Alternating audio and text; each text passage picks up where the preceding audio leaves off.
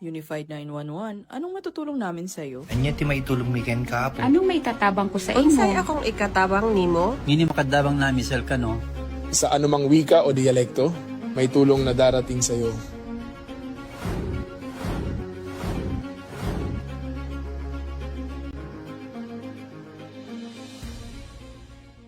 Lilingkod sa bawat Pilipino at magbibigay ng tamang impormasyon para sa tahimik at maayos na Pilipinas. Police News Network, alagad ng batas, tagapagtaguyod ng balitang pulis, sandigan ng mamamayan, patnubay ng katotohanan. Kampo Krame, maghahatid ng pinakahuling kaganapan at nagbabagang balita. Ito ang PNN Police News Network. At ngayon, ang inyong mga tagapagbalita. Magandang araw, bagong Pilipinas. Ako ang inyong alagad ng batas, tagataguyod ng Balitang Pulis, Patrolman Edwin Baris. Maghahatid sa inyo ng tamang balita, kwento ng pulis at serbisyo para sa mamamayan. At ito ang PNP News Online. Ang pangunahing balita ng Police News Network, alagad ng batas, tagataguyod ng Balitang Pulis.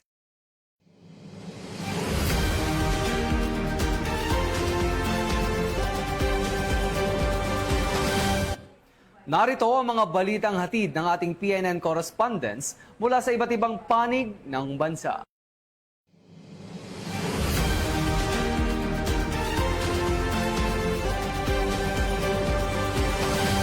Hindi na nakapalagpa ang isang 18 anyos na lalaki sa isinagawang entrapment operation ng Regional Anti-Cybercrime Unit 5 dahil sa kasong computer-related identity theft. Nagpapaalala naman ng pulisya na maging mapanuri sa social media, iwasan ang pagbabahagi ng mga sensitibong impormasyon at agad dumulog sa pinakamalapit na himpilan ng pulisya. Ibabalita yan ni Patrolwoman Mary Grace Artizuela. Bilang tugon sa insidente ng computer-related identity theft, agad na kumilos ang mga operatiba ng Camarines Sur Provincial Cyber Response Team ng RACO 5 at nagsagawa ng entrapment operation sa Bombon, Camarines Sur. Ayon sa investigasyon, isang 18 anyos na lalaki ang gumawa ng isang pekeng social media account gamit ang pangalan at larawan ng isang babae na walang pahintulot at ginamit ito upang manghingi ng pera sa iba't ibang individual.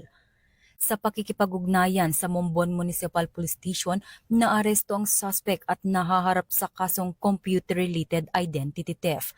Patunay ito ng mabilis na aksyon ng PNP para sa kaligtasan ng publiko. Hinihikayat ng PNP ACG ang lahat na maging mapanuri sa social media, iwasan ang pagbabahagi ng sensitibong impormasyon at iulat ang anumang kahinainalang aktibidad sa pinakamalapit na himpilan ng pulisya o sa opisyal na communication channels ng PNP. Mula dito sa Campo Crame, ako ang inyong PNN correspondent, Patrolwoman Mary Grace Artizuela, nagbabalita para sa Police News Network, alagad ng batas, tagataguyod ng Balitang Pulis. Maraming salamat, Patrolwoman Artizuela. Arestado ang isang barangay kagawad at kanyang pinsan matapos mahulihan ng smuggled cigarette na nagkakahalaga ng 316,000 pesos sa operasyon ng 10-5 Maneuver Company ng Regional Mobile Force Battalion 10 sa isinagawang checkpoint sa Lanao del Norte. Yan ang aking balitang tinutukan. Ng mga operatiba ng 10-5 Maneuver Company ng Regional Mobile Force Battalion 10 ang tinatayang 316,000 pesos na halaga ng smuggled cigarette sa isang checkpoint operation sa Barangay Kampong Pantaw, Lanao del Norte, ito ay 5 ng Mayo taong kasalukuyan.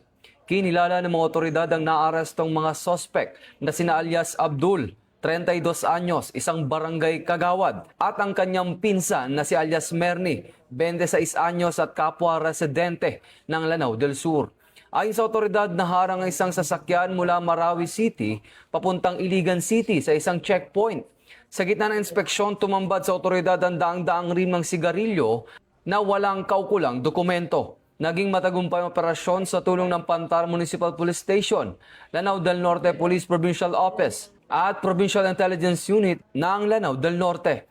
Nakuha sa mga suspect ang 395 rims ng sigarilyo na nagkakahalaga ng 316,000 pesos. Maharap ang mga suspect sa kasong Republic Act 10863, a Customs Modernization and Tariff Act. Patuloy naman nagpapaalala ang PNP na i-report sa pinakamalapit na himpilan ng pulisya kung sila ay may sumbong o inaing sa kanilang lugar.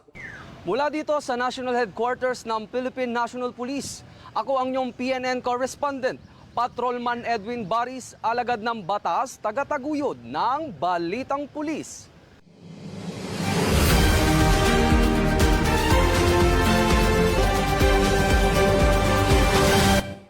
Sa tuloy-tuloy na programa ng pamahalaan kontra insurensiya, voluntaryong isinuko ng dalawang dating rebelde ang 6 na matataas na kalibre ng baril sa isinagawang ceremonial turnover sa Bukidnon. Ang dalawang friend rescue ay nagpasyang bumalik sa pamahalaan sa pamamagitan ng Task Force Balik Loob Program ng Enhanced Comprehensive Local Integration Program o ECLIP. Police Corporal Michelle Abatayo sa detalye.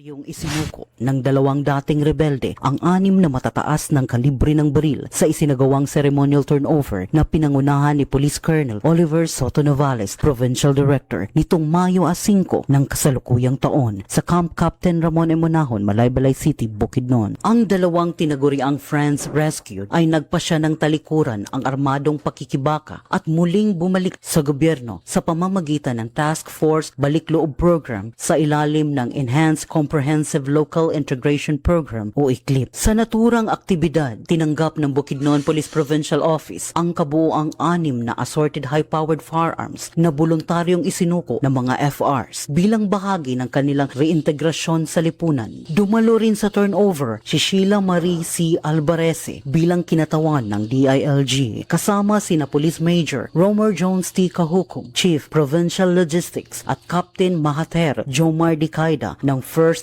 Special Forces Battalion, Philippine Army. Patuloy ang panawagan ng pamahalaan sa mga nalalabing kasapi ng armadong grupo na magbalik loob sa batas bilang hakbang tungo sa panibagong yugto ng kanilang buhay at sa sama-samang pagsisika para sa pangmatagalang kapayapaan sa rehiyon. Mula dito sa Police Regional Office 10, Bukidnon Police Provincial Office, ako ang iyong PNN correspondent, Police Corporal Michelle Gulay Abatayo, alagad ng batas, tagataguyod ng Balitang Pulis.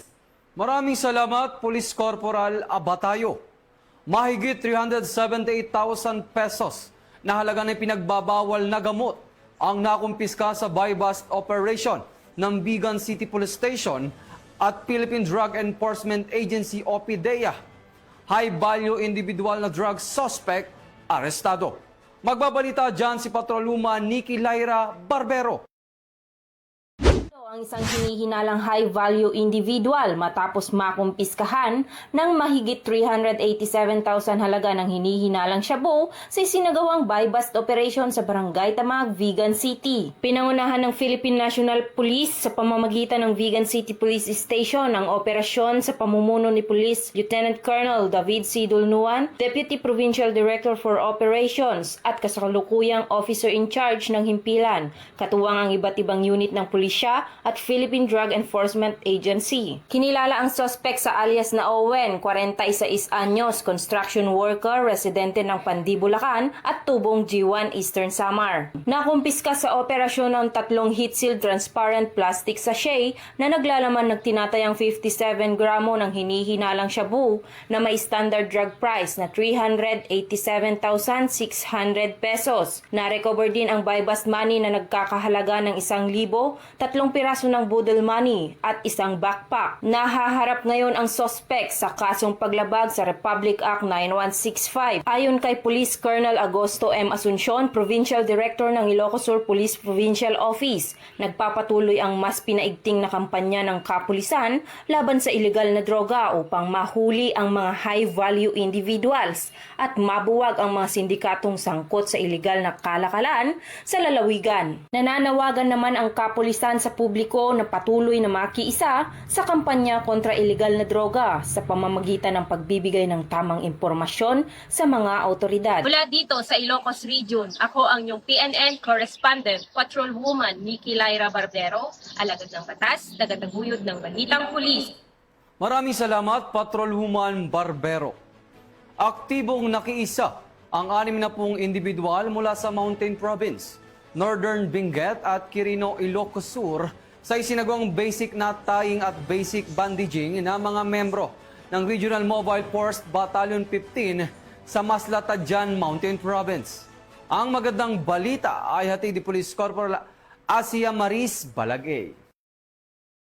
Nagsagawa ng pagsasanay sa basic knot tying at bandaging ang 1502nd Maneuver Company ng Regional Mobile Force Battalion 15 sa Masla, Tadjan Mountain Province noong ika-6 ng Mayo taong kasalukuyan. Ang aktibidad ay dinaluhan ng 60 kalahok mula sa Mountain Province, Northern Benguet at Quirino, Ilocos Sur. Pinangunahan ng Regional Mobile Force Battalion 15 ang mga lectures at return demonstrations ukol sa knot tying na karaniwang nagagamit sa camping at rescue operations. Nagbigay rin ng pagsasanay sa proper techniques in basic bandaging. Ang aktibidad na ito ay bahagi ng Pathfinder and Master Guide Camp ng Seventh-day Adventist Church na may temang Following God's Direction. Ito ay may layuning i-promote ang self-awareness, self-reliance at teamwork, habang pinapataas ang kaalaman at praktikal na kasanayan ng mga kalahok sa basic first aid, particular sa pamamahala ng mga minor injuries. Ang inisyatibong ito ay nagpapatunay ng matibay na ugnayan sa pagitan ng PNP, mga katuwang na ahensya at ng komunidad sa pagpapalakas ng kahandaan at kakayahang makapagligtas ng buhay. Mula po dito sa Camp Major Bado Dangwala, Trinidad, Benguet, ako po si Police Corporal Asia Maris Balagay ng Regional Mobile Force Battalion 15, nagbabalita para sa Police News Network. Alagad ng batas, tagataguyod ng balitang pulis. Sa walang humpay na operasyon ng Philippine National Police kontra illegal na droga, nasabat ang mahigit 7.7 million pesos na halaga ng shabu sa 3 individual sa ikinasang anti-illegal drug operation ng Cagayan de Oro City Police Office. Muling nakibalita dyan si Patrolwoman Jane Rose Buhol. Isang unsay yung istorya karon din na imo kining magamit o pabor pato ka rin sa isang po sa Pilipinas.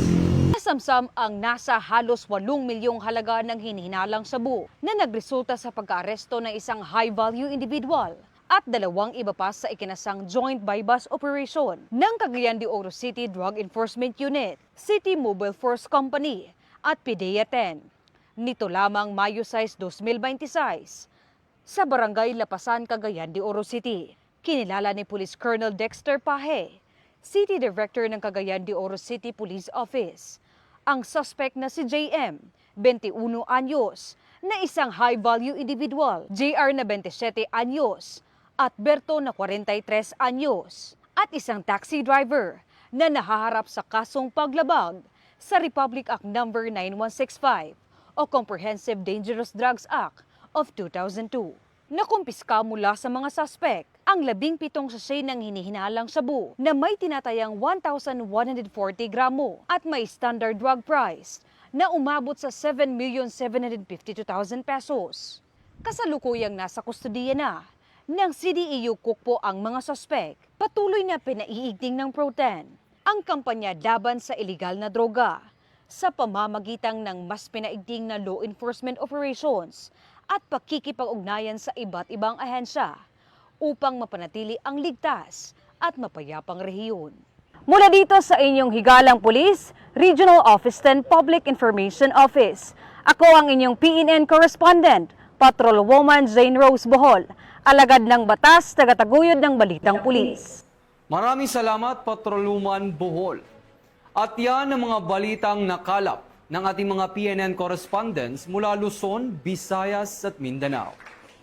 Para sa mas malawak at mabilis na ulat ng mga balita, huwag kalimutang mag-like, follow and share sa aming official social media accounts ng Police News Network.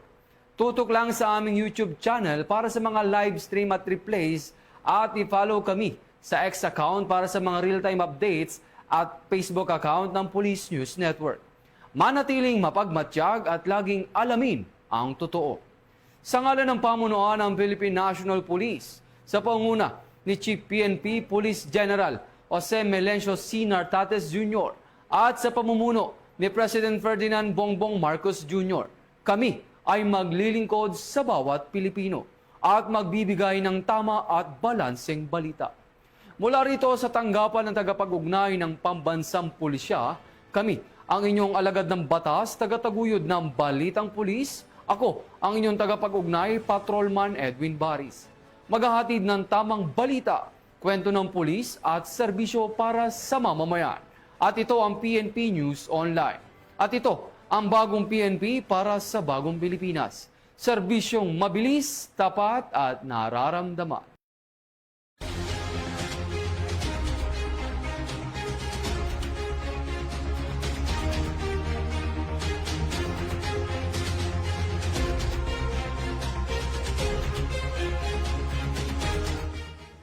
Police News Network, alagad ng batas, tagapagtaguyod ng balitang pulis.